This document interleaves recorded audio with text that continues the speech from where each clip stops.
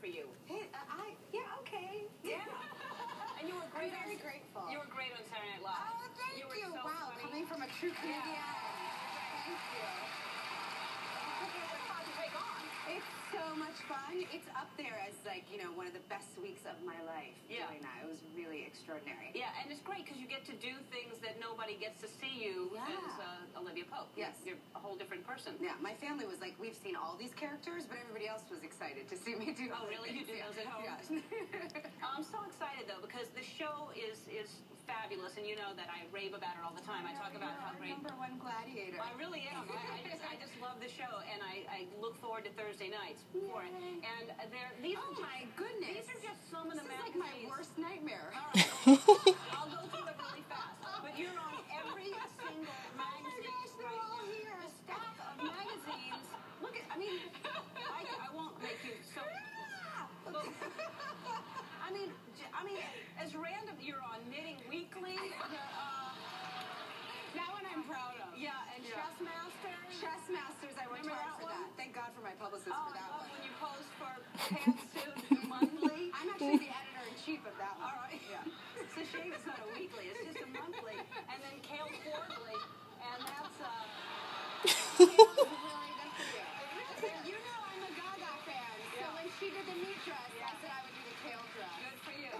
Y'all can get together and have an entire meal. Yeah, exactly. No, but it must be, and your parents, your mother must love it. Well, I put her in charge of all of that. I put her in charge of all of that because, like, early on, I figured I might have a grandchild one day who wants to see this stuff, but I don't want to live with this stuff in my house. So I send it all to my mother, and she archives it. Yeah, same with me. She gets to be proud of it. That's what moms do. They take all that stuff. stuff. Put them in, like, plastic folders and things, so they're good when after there's a meteor shower. People will find them, and then they'll all be fine. Is that what happens after a meteor shower? I think so. They're like, look at Kerry Washington.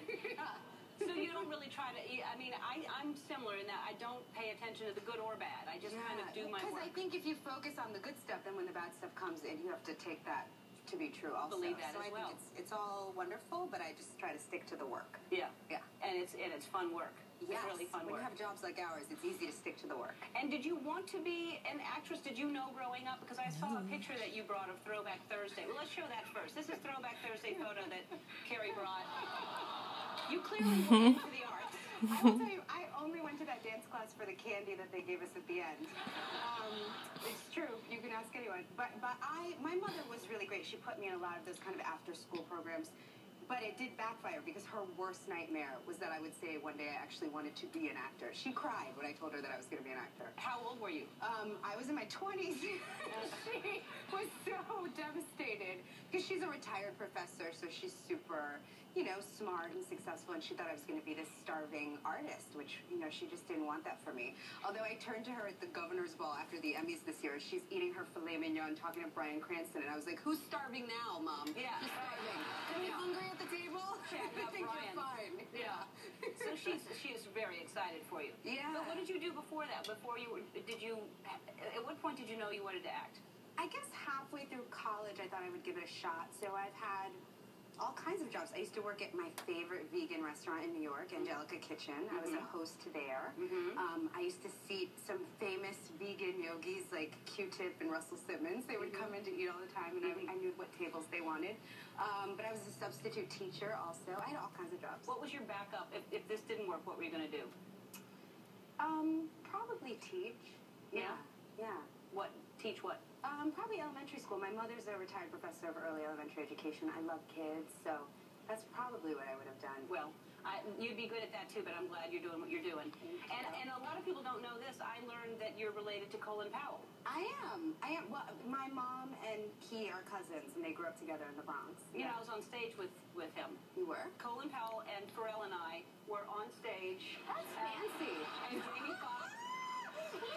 I know. Can you believe that? What is he? He's dancing. What's happening here?